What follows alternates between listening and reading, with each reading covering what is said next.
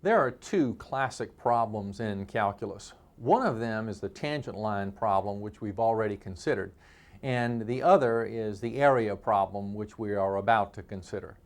Now, the tangent line problem was related to the idea of derivative, and we developed that using the notion of limits.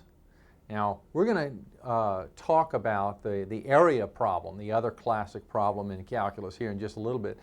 And it's going to be developed in terms of limits as well. And one of the ideas that is part of this structure, part of this development, is the idea of summation. We're going to begin the development of the area problem by talking about the notion of summation. Summation has a certain notation associated with it. This is the Greek letter sigma, and it stands for summation. And I is called the index of the summation. 1 is the lower bound, and n is the upper bound of the summation. And this is read, this is the sum as I runs from 1 to n of terms that are in the form a subscript I, a subscript I. Now, I is a counting mechanism, so what this means is that I takes on values from 1 to n. So, the first item here would be a subscript 1, and then there would be a subscript 2, a subscript 3, and so on all the way through to a subscript n. Now, a practical example would be this. The sum as I runs from 1 to 5 of 2i would be 2 times 1. You see, we're starting at the lower bound and we're going to the upper bound. So it would be 2 times 1 plus 2 times 2 plus 2 times 3 plus 2 times 4 plus 2 times 5. And we can actually evaluate it. It's pretty easy for this problem, 2 plus 4 plus 6 plus 8 plus 10 or 30. But the idea is how to perform the expansion of this summation idea. Now, the lower bound doesn't always have to start at 1, nor does the counting mechanism have to be designated I. Here we have the sum as k runs from 3 to 7 of k squared. So we'll just replace k with the values from 3 to 7, you see, because k is the counting mechanism. And it turns out to be 3 squared plus 4 squared plus 5 squared plus 6 squared plus 7 squared. Okay, so that's the idea involved in summation notation. We're going to talk about a few nuances here and some formulas having to do with summation notation. Here's the sum as I runs from 1 to 4 of a constant 5. Now notice that I doesn't appear here in this expression. So when I is 1, what is the value of the expression? Well, it's 5. And we're going to add. Now, when I is 2, what is the value of the expression? Oh, it's still 5. You see, and the idea is that the value of the expression, the value of this, doesn't change every time the counting mechanism jumps to another number. So it stays the same for each of the values in the count. So when I is 1, when I is 2, when I is 3, and when I is 4, we have the value as 5. Now, the shortcut to this, of course, since we have 4 5s, we could say then that this is 4 times 5, or 20, of course. But the general idea is this, that if we have a summation as I runs from 1 to n of some constant c, then it's just the upper bound times that constant to evaluate the sum. And this, of course, holds true, though only if the lower bound is 1.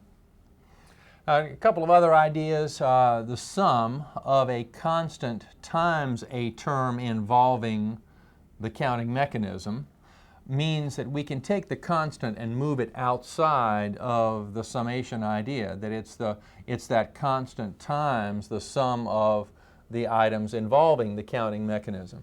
Now, we could have seen this over here. Let's come back over here and I'll show you an example of that situation.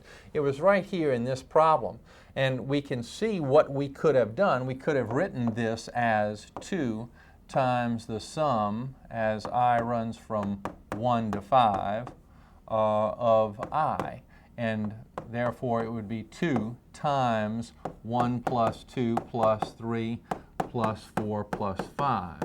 And that, of course, is what we would get if we took this expression and factored a 2 from every one of those terms. Snag a 2 out of all those terms and it would look like this.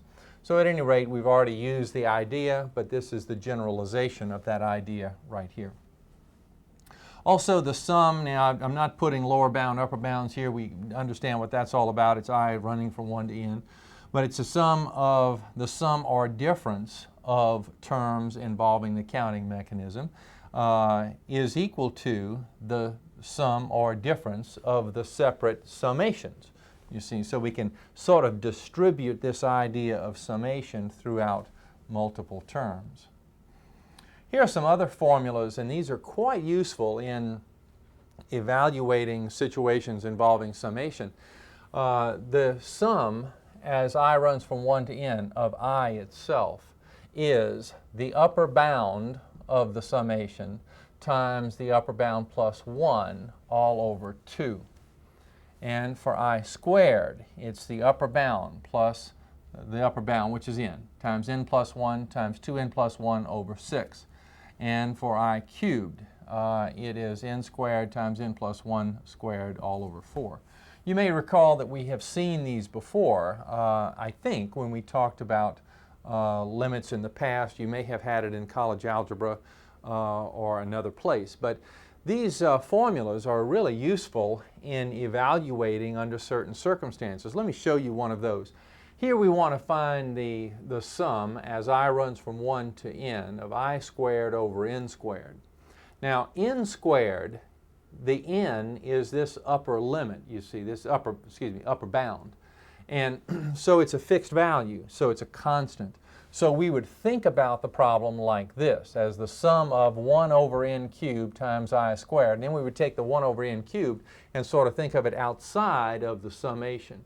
And in this way, we're isolating the summation part and writing it in terms of one of those formulas. And that's an important idea here. That's one of the two major points that I want to make. That when simplifying a summation, you want to clear out everything you can, to clear out all the clutter except for summation of I squared, summation of I cubed. One of those three, generally, you'll be able to isolate in the problem. All right, now once we get to this point, we're using one of the formulas over here. The sum of I squared is n times n plus 1 times 2n plus 1 all over 6. And then we can cancel, let's see, one of these n factors will cancel with this n, leaving us with n plus 1 times 2n plus 1, which is 2n squared plus 3n plus 1, all over 6 times n squared. Now I'm going to stop the problem right here. This is as far as I'm going right at the moment. We could, of course, divide the 6n squared into all three of these terms. But at this point, it would serve no useful purpose, or it doesn't seem to serve a useful purpose. However, when we talk about summation, usually we couple it in this environment that we're talking about, where we're going to discuss the area problem, the classic problem in calculus. We're going to couple this idea of summation with the notion of limit. You see, we have an upper bound here of n, and we're thinking about situations in which n gets bigger, bigger, bigger, bigger, bigger, and indeed we want to consider this sum or other sums like it as n approaches infinity. So we're going to actually evaluate the situation as a limit as n approaches infinity. So the limit as n approaches infinity of this sum would be the limit as n approaches infinity of all of these, which means that this becomes, we want to evaluate the limit as n approaches infinity of all of this.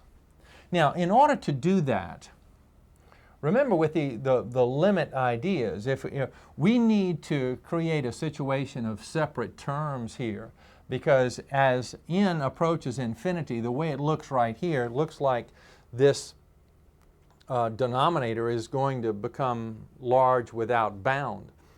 And it kind of appears that as, we might think, well, gee, as denominators of fractions get large without bound, the fraction itself approaches zero. And so we might tend to think that. However, we have a situation with the numerator. This gets large without bound as well, you see. So in order to evaluate, we will do this.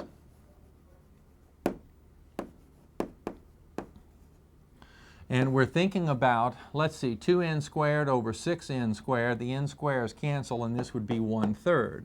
And then the 3 and the 6, I'm dividing the 6n squared in each part of these, of the numerator, as you probably are aware by now. But the 3 cancels with the 6, the n cancels with the n squared, so we have 1 over 2n.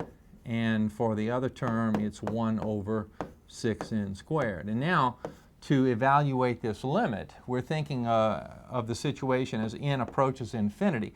And as n approaches infinity, now this fraction goes to 0, that fraction goes to 0, and we're left with just the 1/3. So the limit as n approaches infinity is 1/3.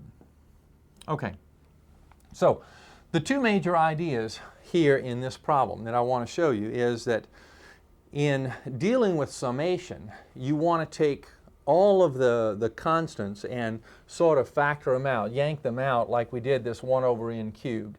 And you're going to be left with the sum of either I squared, or I cubed. Okay, that's one technique. Another technique involved in this manipulation, when it comes time to deal with the limit notion, then we want to separate out our terms. We want to see all of our fractions as separate fractions, and the ones that have the n, or whatever counting mechanism that's going to infinity, are in the denominator will go to 0, and the other fractions will be left intact. Okay, there are a couple of techniques here involving summation that are rather interesting, little nuances that we can bring to bear in certain problems. Let me show you one of them. It's just a little bit of trickery here, and I'm just going to erase, and it's going to be very much the same problem. But consider what would happen if I changed I squared here to I minus 1 squared. You see? Same idea. Now, we could, first order of business could be to snag out the 1 over n cubed as we did before, and we'll do that. Now, let's ignore the idea of limit just for the moment. We'll come back to it maybe in a little while, but right now, let's just do the first thing that we did before. This is 1 over n cubed times the sum as I goes from 1 to n of I minus 1 squared. Now, I'd really like to consolidate matters here if I can.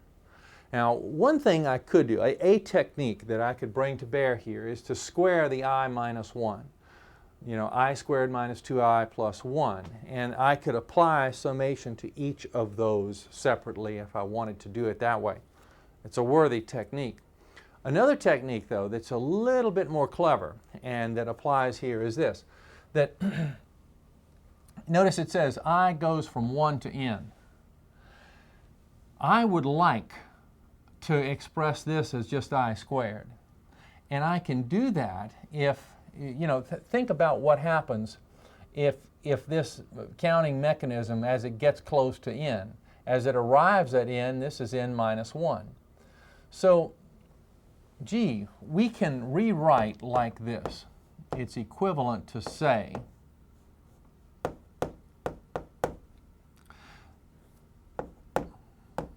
that these two are identical provided I only go up to an upper bound of n minus 1. Because after all, if I'm counting, here's my counting mechanism, and I'm going up to the point, I'm squaring all of the values up to the point of my upper bound. So I've got, let's see, as I is approaching and arrives at n minus 1. You see, so this becomes I minus 1 squared at the upper bound. You see. So I've altered this and I've altered my upper bound to accommodate that. All right, now it allows me to use one of the formulas that's over here. Now, although it allows me to use one of the formulas, let's take a look at the formulas. It presents another nuance to the situation.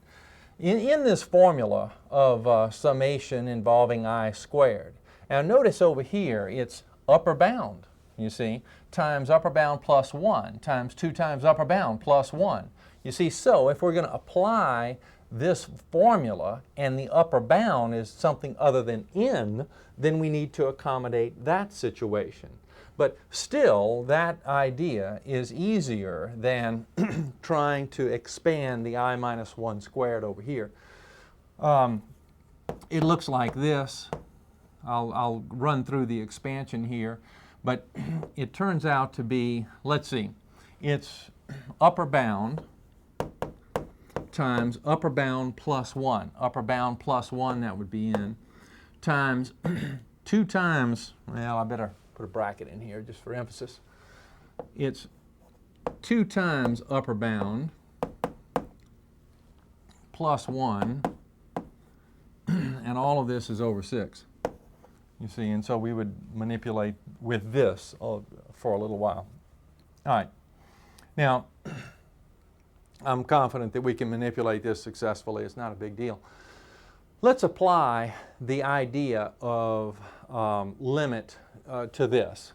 It turns out that the limit of, well, I'll show it to you rather than tell you. Suppose we're doing this. We're taking the limit as n approaches infinity, as this upper bound approaches infinity of this summation. So now we come over here, it's the limit as n approaches infinity of all these rascals. So it's the limit as n approaches infinity of all of this stuff. All right, now what we would do is manipulate this to where we have separate terms. And after a few steps, we find the limit as n approaches infinity to be, let's see, 1/6 times 2 minus 3 over n minus 1 over n squared. And as n approaches infinity, this fraction goes to 0, that fraction goes to 0. So we have 1/6 times 2, 2/6, or 1/3. The same limit we had before, and although it seems like a somewhat different problem because the upper bound is different, we're adding precisely the same terms, and no wonder the limit is going to be exactly the same. Let's talk about area. We could develop this discussion of area by taking some lessons from ancient mathematicians. The ancient mathematicians were considering areas in a way that they established the area of a fixed figure like a rectangle, and then all of their discussion of area kind of emanated from that point. They considered the definition for the area of a rectangle to be base times height. Now, that's the same as length times width, but using base times height, we can apply the idea to a triangle. And by overlaying a rectangle on top of the triangle, look at what happens. I can overlay a rectangle like this, and then it's pretty easy to see that this part of the triangular area region, that part is half of the entire rectangle here. And over here, the part inside the triangle you see is half of this rectangle. And so the sum of these two regions is exactly half of the entire rectangular region.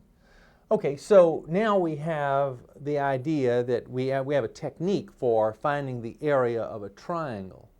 Now from here, that allows us to find the area of polygons, polygonal regions like this. If we have even an irregular polygon like this, all we need to do is to subdivide into triangles and find the areas of the various triangles. All right. So now we're on a roll. So now we can find the areas of many, many regions. However, what about curved regions? What about circles, for example? Well, Archimedes did quite a study in this area, and he reasoned this way. He thought, well, gee, suppose we subdivide the, we inscribe and circumscribe triangles within and outside of this circle, like this. Suppose we consider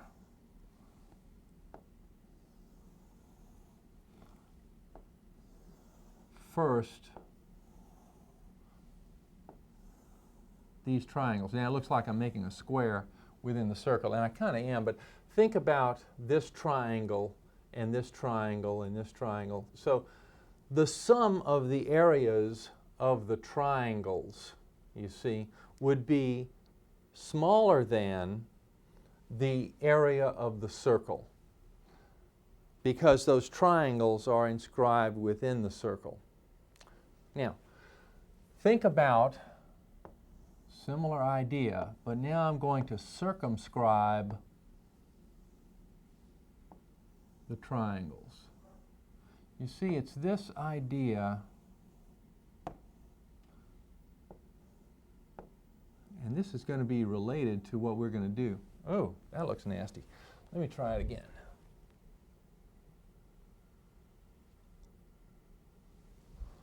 Let me try it from here, going up this way. And now maybe, let's pretend that's straight. Okay, so now I've got triangles that are outside of the circle. This triangle is outside. Circumscribed, you see, triangles, and I have inscribed triangles. And certainly the area of the circle is between the area of the inscribed triangles and the area, some of the areas of the circumscribed triangles. Then we get a closer approximation of the situation if we increase the number of triangles. Let's see what that looks like. Suppose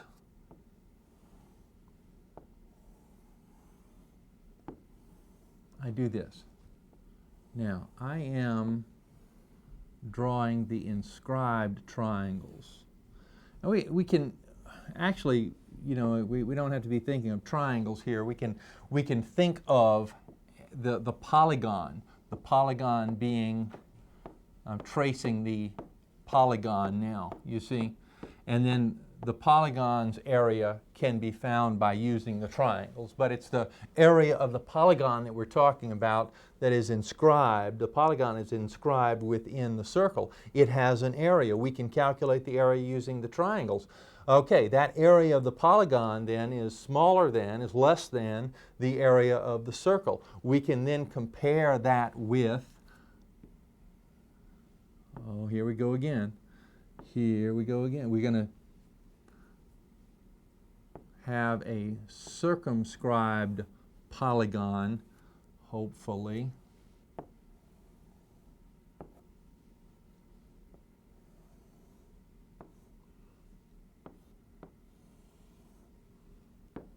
That looks roughly like this. Okay, so we have an inscribed polygon and a circumscribed polygon. Each of them have areas that can be calculated by using the sums of the triangles. Okay, and the more triangles or the more sides these polygons take on, the more triangles they would have, but the closer the approximation of the circle, the closer of the approximation of the area of the circle we get by increasing the number of sides of the polygon, increasing the number of triangles, therefore. This method was, I don't think it's a coincidence that the method is called the method of exhaustion. I mean, if you think about actually calculating the areas of those triangles and increasing the number of sides of the polygons and therefore the number of triangles involved, we are talking about an exhaustive kind of situation here. But we are squeezing the area of the circle between the areas of two polygons. You know, when we increase the number of sides of the polygon, the area of the circumscribed polygon is getting smaller, the area of the inscribed polygon is getting bigger, and the area of the circle is in between the two. So we're kind of squeezing the area of the circle between those other two. Now, it's the idea that we get a very close approximation of the area of the circle as we increase the number of sides of the polygon or increase the number of triangles. And indeed, as we approach infinity with that number, we have exactly the area of the circle. Well, it is that idea, it's that general idea that we're going to use to find the area under a curve. Consider a function minus x squared plus 5. And here is its graph within a certain interval. Now, I'm choosing the interval from 0 to 2. Now, notice I've labeled the x-axis down here in a particular way, and that the way of labeling, I've labeled it in such a way that we can create rectangles here. We're going to approximate the area under this curve and between 0 and 2, within this interval between 0 and 2, under the curve and above the x-axis, by using rectangles.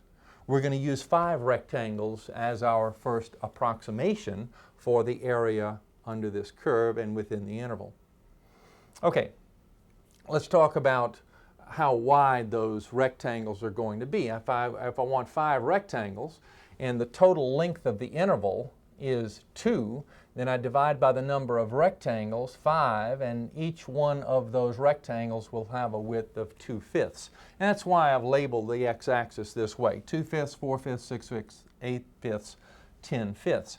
Now, I can structure the rectangles in a couple of ways. One way to structure the rectangles is like this.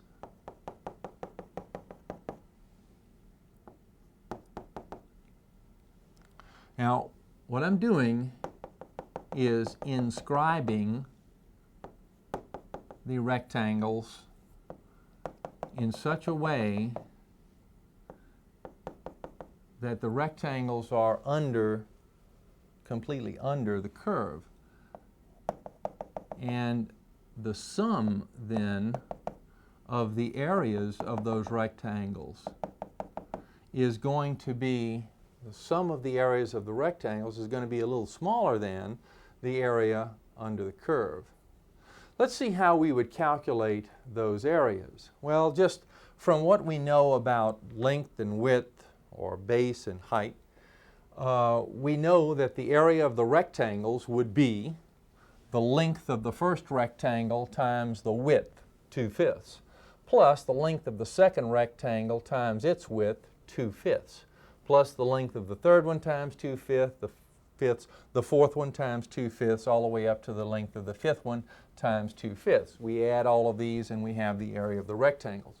Well, further, that the length of the rectangles, and I'm talking about the distance this way, is for the first rectangle, it's f of 2/5. You see, it's here, come back over here and let's look at it. It's the length is this distance right here, this vertical distance, and that's simply f of 2/5. The next length would be f of 4/5, f of 6/5, and so on.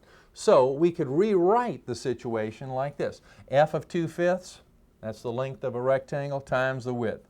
F of 4/5 times the width. F of 6/5 times the width, and so on, all the way out to f of 10/5, or f of 2, times 2/5, and add those. Now, actually making the calculation of f of each of those values is relatively easy if you're using a calculator. So the f of 2/5 is 4.84. Then multiply times 2/5. F of 4/5 is 4.36. Multiply times 2/5. So on all the way through. Adding those, we find the area of the rectangles to be 6.48. Now we know that this area, this 6.48, is somewhat less than the area of the region that we're talking about. That is the region that is under the graph, above the x-axis, and within the interval from 0 to 2. Okay, let's talk about, before I leave this idea, I want to show you another way to, another notation for making this calculation. That instead of actually writing the separate length times width or base times height idea for each one of these.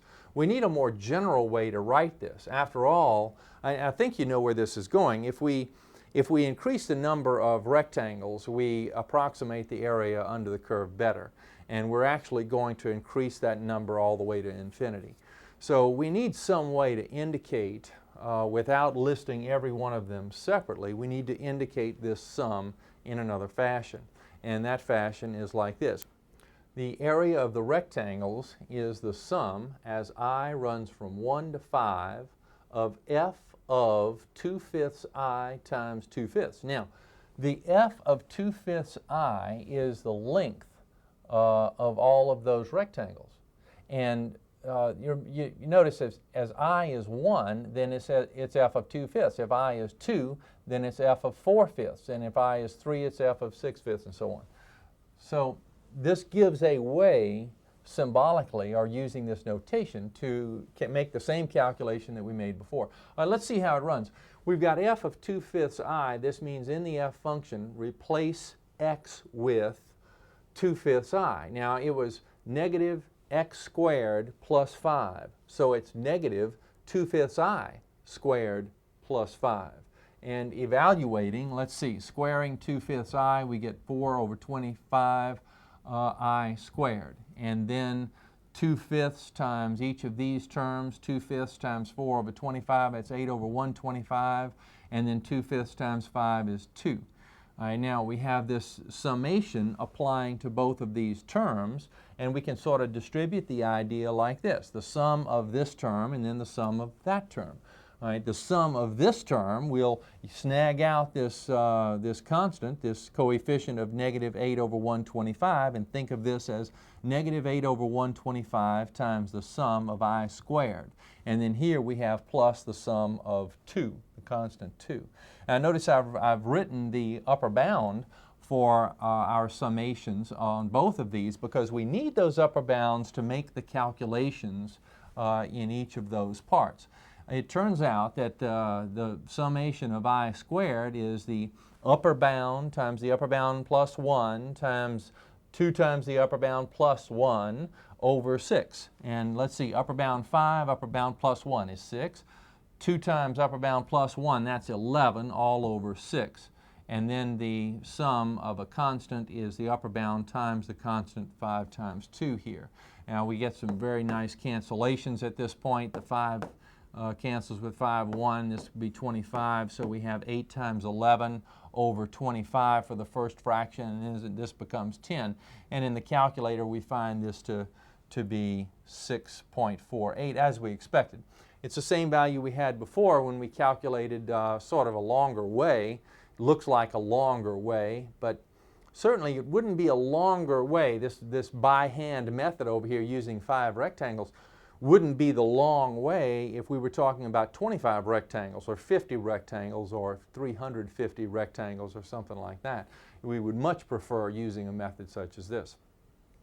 Well, certainly as we increase the number of rectangles, we get a better and better approximation for the area of the region that we're talking about.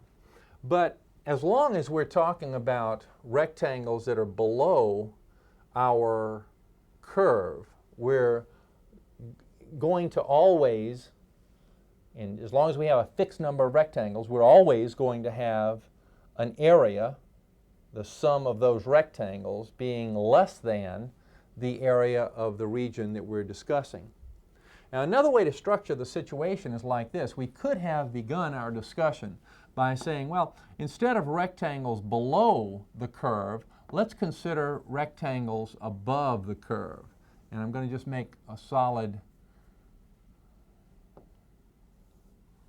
solid sides to these rectangles here. I'm just picking a point on the curve here, and I'm extending over, you see, and making the rectangles like this. So those rectangles would look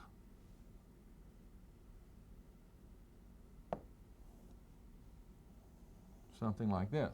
Now, clearly, we could perform the same kinds of operations over there, and we would find that the sum of the areas of these rectangles, the ones that sort of stand above the curve, one shoulder is above the curve, the sum of those areas would be greater than the area under the curve. However, as we increase the number of rectangles, then that area is reduced somewhat, and the total area of the rectangles, as the number of rectangles increases, that total area of the rectangles will approach the area under the curve. Now, the limit as n, the number of rectangles, approaches infinity, of that sum of the areas of the rectangles is equal to the area under the curve. It doesn't make any difference whether we're talking about areas of rectangles that lie below the curve or above the curve. As n approaches infinity, the area of those rectangles will approach the area under the curve. As a matter of fact, it really doesn't make any difference whether we are thinking about our functional value being the left side of the rectangle, the right side of the rectangle, or we could make rectangles where we're talking about f of the very middle of that width, you see. It doesn't matter where on that width we're talking about. If we take f of any value along that width, we're okay, because we're increasing the number of rectangles to infinity, you see, and so it really doesn't make any difference. And that's kind of an important idea, to generalize the idea. We're not thinking about areas under the curve. We're not thinking about areas above the curve. The key factor is that all we're doing is increasing the number of rectangles to infinity. That's the important matter. We're ready for a definition for the calculation of area. And that definition looks like this. Let f be continuous and non-negative on a certain interval. And it's non-negative because we want the graph to be above the x-axis, or it could be on it, but non-negative means it won't fall below the x-axis. We're talking about area, and area is considered to always be positive. But at any rate, we have a continuous function that's non-negative on a particular interval from a to b.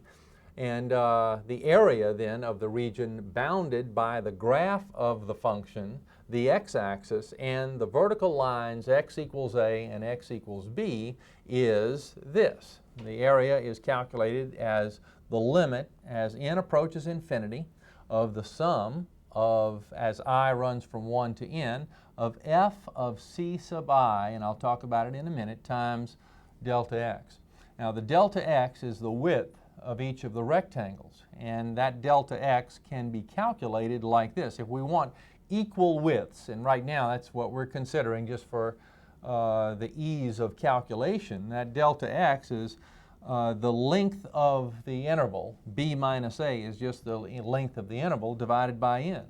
Now n is approaching infinity, I realize, but the delta x can be represented like this in our calculation, in this formula. Now c subscript I is just a point within the ith interval. That's all it amounts to. It's kind of like this. We've got a situation where we have a curve, and let's say we've got an a and a b identified, and so we're looking for the area under the curve, between the curve and the x-axis and these two endpoints of the interval. Now we've got a sub-interval here, and I'm making it large just to be able to write on the board and have you see something, but c sub I is just any point within the interval. So this is c sub I, you see, and that's the ith interval. Okay, and f of c sub I would be, if I extend out here, it would be that distance, you see, this vertical distance as f of c sub I. Okay, and when we make the calculation for this interval, we're finding the area right here, but then when we talk about the infinitude of these, we're talking about the sum of all such things, and therefore we get the area under the curve. Now the delta x is just the width of the interval. Okay, so that's the idea. Let's use this limit notion to actually find an area. And I want to tell you early on that the calculation is a little bit cumbersome, and you'll be delighted to know that there are some shortcuts here. We had shortcuts in the last chapter when we talked about derivative, or maybe it was chapter before, I forget when, but we defined derivative in terms of a limit idea, and that was our first definition, and then we had some shortcuts to allow us to circumvent the idea of using that rather cumbersome limit notion, and we're going to experience the same thing here. All right, let's use the limit idea though to calculate an area, and it's the area of the function f of x is 1 minus x squared within the interval -1 to 1. Now, so we want the area under this curve within this interval. We could take the approach, and it would be just a little bit easier to take the approach that we have some symmetry here, and so we could just go from 0 to 1, find that area and double it. That would be perfectly all right. The thing is, not all situations are like this. This is a rather unique situation. It lends itself to a little creative thinking here and kind of a shortcut in the problem. Let us suppose we don't even see that. Let's suppose we take the longer method and we just think about going from -1 to 1, finding the entire area all in one shot. Now, to calculate delta x, remember delta x can be calculated as b minus a over n. Now, this is the a and that's the b. So it's b minus a is 1 minus -1. 1 minus -1 is 2, so 2 over n. The length of each interval is 2 over n. All right, let's bear that in mind. Then we crank up the situation by starting with our definition formula. Area is the limit as n approaches infinity of the summation as I runs from 1 to n of f of c sub I times delta x. Now, what does delta x mean? What does c sub I mean? Let's take care of delta x first. We just made a calculation for it as 2 over n. So I'm replacing delta x with 2 over n. All right. Now, f of c subscript I means f of some point in an interval. Now, the intervals begin at, well, come back over here. The intervals start right here. Now, I'll make a little rectangle, I guess, right in here, and I'm trying to make it so that we're not talking necessarily about a left end point or a right end point of the interval. It's just a spot in the interval where the graph crosses. Okay, but it's the idea that we're starting over here and we want f of some c sub 1, let's say, that is within the interval. The interval is 2 over n wide. It's this wide. So we need to set up a counting mechanism that will jump us to the next interval every time we count another I, every time we consider another value for I. We can do that like this. We can say, okay, we can say that the first value is -1. Or we could say that it's -1 plus 2 over n is the first point. But that would put us to the right of the interval. And the -1 alone would put us to the left of the interval. We could take the middle of the interval if we want to. We could add these two and divide by 2 if we want to do that. See, there are a lot of ways of doing it. It doesn't make any difference. That's what's important. It's whatever's easy. Now, what's easy in this problem turns out to be -1 plus 2 over n for the first one. -1 plus 2 over n times an I count of 2, and then an I count of 3. You see, you put that counting mechanism on 2 over n, and every time you make another count of the I, you are increasing this value by 2 over n. You see, every time you count another I, you're just sliding it over a distance of 2 over n. All right, so that's how we're going to structure our function, that this c sub I, that horizontal distance here, we're going to use as -1 plus 2 over n times I. You plant the counting mechanism over or on the width of the interval, and it allows that value to slide over that amount every time you count another I. So we want f of this amount. Now, and away we go. From here, it's all algebra. And you're going to be really thankful that I've been telling you for a long time to show the work and not skip steps and organize your work and so forth. This is the payoff for all of that kind of thing. If you want to try this problem, starting with this step or maybe the next step or so, try it on your own and then come back and roll the tape. That might be a pretty good idea. It would be very good practice for your homework because you have a few of these to deal with on your assignment a little bit later. Okay, so we have f of this amount. Well, let's see. F of this amount means in the f function replace the x with that amount. Now the f function is 1 minus x squared. So we want 1 minus this squared. So this is 1 minus that squared, you see, and then we bring down the 2 over n. And now we want to expand further. Now notice that in the successive steps here I'm leaving off the limit idea and I'm just putting the summation like this without the index and the lower and upper bounds. And we're just going to carry it along, let it follow along, and toward the end of the problem we're going to talk about it a little bit. But let's see, we've got f of this is that, then squaring the binomial we get 1 minus 4i over n plus 4i squared over n squared. All right, then 1 minus the 1 goes out and this negative sign changes the signs of these two. So we have this. And then now the 2 over n is just coming down each time. Now the 2 over n times each of these terms, 2 times 4i is 8i, n times n squared. 2 times 4i squared, 8i squared, n times n squared, n cubed.